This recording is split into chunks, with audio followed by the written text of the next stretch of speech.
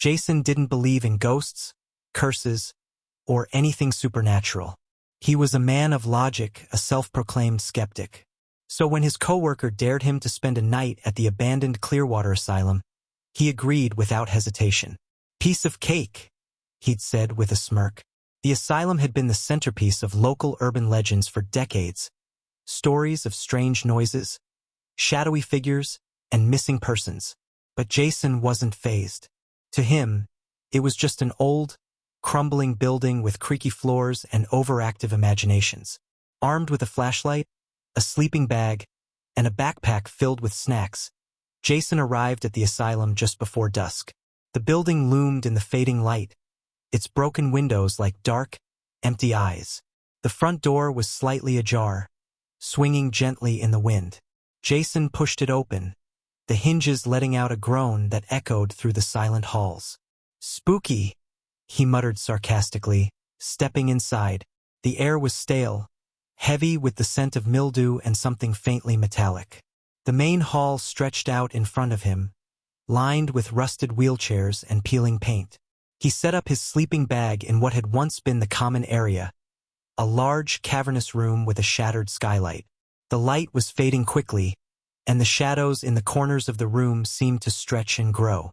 As he settled in, Jason pulled out his phone to record a quick video. "Day one of proving everyone wrong," he said, grinning at the camera. "No ghosts, no spooks, just an old building. Easy money." But as the night deepened, the silence became oppressive. Every creak and groan of the building seemed louder, closer. Jason told himself it was just the wind, the natural sounds of an old structure.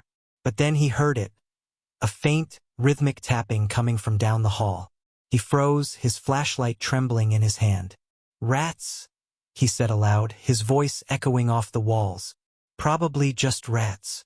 But the tapping grew louder, more deliberate, like footsteps. Jason stood, his heart pounding.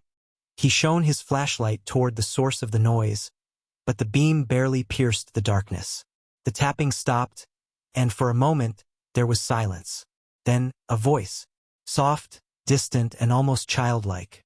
"Jason!" His blood ran cold. It was impossible. No one else was supposed to be here. He hadn't told anyone he was doing this. "Who's there?" he called out, trying to keep his voice steady. But there was no response, just the faint rustle of something moving further down the hall. Jason hesitated. Every rational part of him screamed to leave, to run and never look back. But his pride wouldn't let him. "It's just a prank," he muttered, gripping his flashlight tighter. "Someone's messing with me." He followed the sound, his footsteps echoing in the empty halls. The voice called out again, closer this time. "Jason, come here." He turned a corner and froze. At the end of the hallway stood a door, slightly ajar. Light seeped through the crack, flickering like candlelight. Jason approached cautiously, every instinct telling him to turn around. But he couldn't. Something about the light, the voice, it drew him in. He pushed the door open and stepped inside. The room was small, with walls covered in faded, yellowed wallpaper. In the center of the room was a single chair, and sitting in it was a figure. A young boy, no older than 10, with dark, hollow eyes and a vacant expression. Jason's breath caught in his throat. Who are you?" he stammered. The boy didn't respond. Instead, he lifted a small, withered hand and pointed to the wall. Jason turned, and his flashlight illuminated a series of photographs pinned to the peeling wallpaper. His heart stopped. The photos were of him, dozens of them taken at different points in his life. His first day of high school, his college graduation, a candid shot of him at work, laughing with coworkers. What is this?" Jason whispered, stepping closer. His hands trembled as he reached for one of the photos, but before he could touch it, the boy spoke. "They've been waiting for you," the boy said, his voice flat and emotionless. Jason turned back to the chair, but it was empty. The boy was gone. Panic surged through him, and he stumbled backward, his flashlight flickering. The light from the room dimmed, and the walls seemed to close in.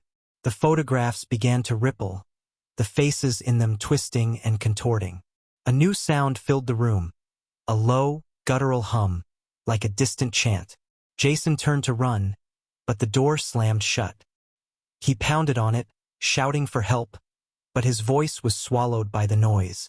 The light from his flashlight faded, and the room plunged into darkness. Then silence. When Jason opened his eyes, he was lying in the common area, his sleeping bag untouched. The sun was rising, casting pale light through the broken skylight. Had it all been a dream? He sat up, his head pounding, and grabbed his phone to check the time. But when he opened his photos, his blood ran cold.